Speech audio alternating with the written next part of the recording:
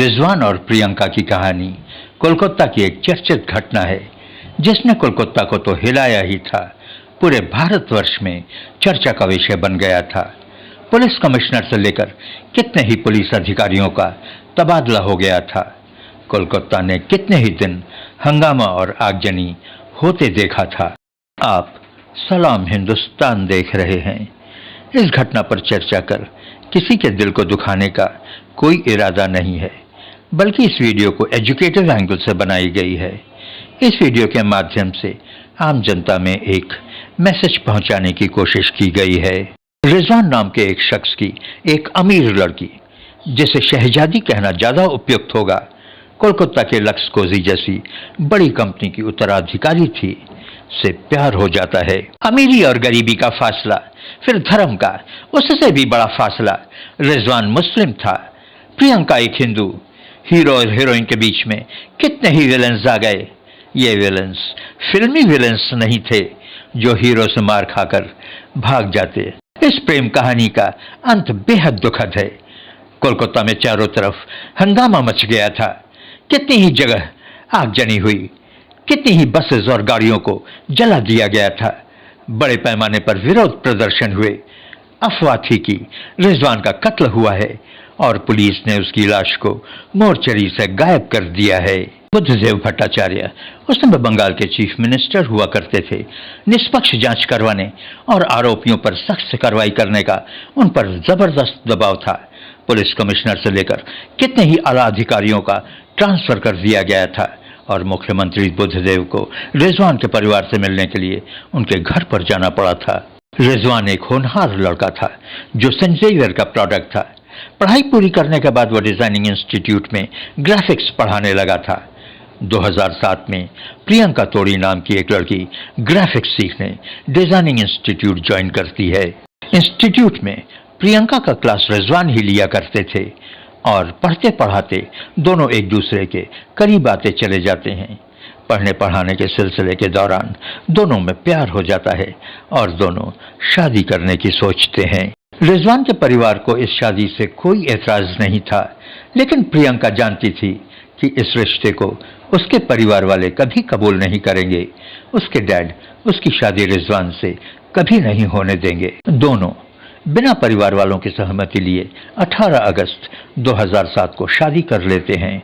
शादी के बाद भी प्रियंका अपने घर पर ही रहती है, इसलिए उसके शादी की बात उसके परिवार के किसी भी सदस्य को नहीं पता चलती है। 31 अगस्त को प्रियंका अपने पिता की आलीशान कोठी को छोड़कर रिजवान के चालनुमा छोटे से घर में एक घनी मुस्लिम आबादी वाले इलाके में रहने चली आती है। प्रियंका के घर न लौटने पर और उसकी शादी के बारे में जब उसके घर में पता चलता है तो मानो उसके घर में भूचाल ही आ जाता है। प्रियंका ने शादी को करके सभी की राहें कठिन कर दी थी। प्रियंका और रिजवान ने शादी तो कर ली थी, लेकिन प्रियंका के डैड अशोक तोड़ी उन दोनों के पीछे लग गए और उन दोनों को अलग करने के लिए हर मुमकिन कोशिश करने लगे। अशोक तोड़ी लक्स कोजी जैसी बड़ी कंपनी के मालिक थे। उनके पास पैसे की कमी नहीं थी। शहर के बड़े बड़े लोग उनके जान पहचान, यार और दोस्त थे। उन्होंने रिजवान और प्रियंका को अलग करने के लिए अपनी सारी ताकत झोंक दी। पुलिस वालों से उनको डराया धमकवाया, रिजवान को जेल भेजने की बात कही, लेकिन दोनों प्यार करने वाले पुलिस की धमकियों से डिगे नहीं। इसके बाद डीसीपी अजय कुमार ने रिजवान से कहा कि प्रियंका को एक हफ्ते के लिए उनके डैड के घर पर भेज दे। उन्होंने रिजवान से कहा कि प्रियंका तोड़ी के डैड बीमार हैं और प्रियंका से मिलना चाहते हैं। अशोक तोड़ी के एक रिश्तेदार होते थे, अनिल सरागवी। उन्होंने रिजवान और प्रियंका को आश्वासन दिया था कि प्रियंका को एक हफ्ते के बाद वापस भेज दिया जाएगा, लेकिन ऐसा हुआ नहीं। प्रियंका के जाने के बाद प्रियंका रिजवान के पास कभी नहीं लौटी। कहा जाता है कि अशोक तोड़ी अपने कुछ रिश्तेदारों को साथ लेकर बेटी प्रियंका के ससुराल पहुंचे। वहां घुटनों के बल बैठकर बेटी के पांव पकड़ लिए और कहा कि अगर ये शादी की और उनके साथ घर नहीं लौटी तो उनकी नाक कट जाएगी। उनकी इज्जत उसके हाथ में है। उन्होंने प्रियंका से कहा कि वो उनकी इज्जत बचा ले। अशोक तोड़ी ने कहा वो किसी मुसलमान को अपना दामाद नहीं बना सकते, किसी सूरत में नहीं। लेकिन प्रियंका रिजवान को किसी सूरत में छोड़ने को तैयार नहीं थी। कहा जाता है कि रिजवान धर्म परिवर्तन के लिए भी तैयार थे, इस शर्त पर कि इसके बाद लोग उन्हें शांति से एक दूसरे के साथ रहने देंगे। पर तोड़ी परिवार तो अपने जुनून में था, उन्हें रिजवान की कोई भी शर्त मंजूर नहीं थी। 7 सितंबर को अशोक तोड़ी के भाई प्रदीप तोड़ी पुलिस कमिश्नर से मिले और फिर डीसीपी अजय कुमार को एक आवेदन देते हुए आरोप लगाया कि प्रियंका को रिजवान ने जबरदस्ती अपने घर में रखा हुआ है। प्रियंका के घर लौटने पर प्रियंका की कभी भी रिजवान से बात नहीं हो पाई। उन दोनों की आखिरी बात 11 सितंबर को हुई थी। इसके बाद बदनसीब रिजवान अपनी वाइफ प्रियंका की आवाज कभी नहीं सुन सके।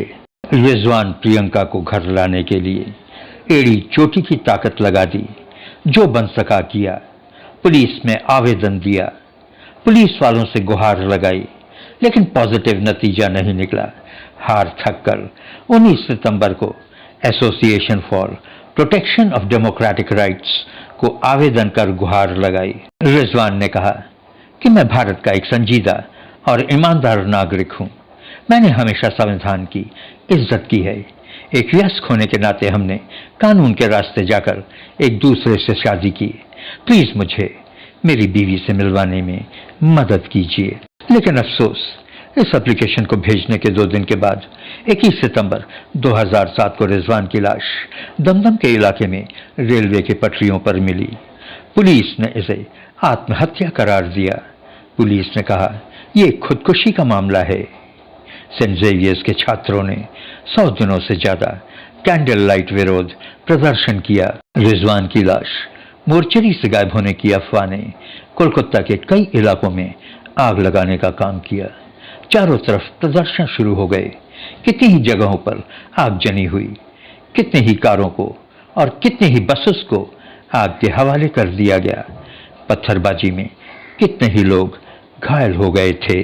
अगर आपको ये वीडियो पसंद आया हो तो प्लीज लाइक, शेयर और सब्सक्राइब करें।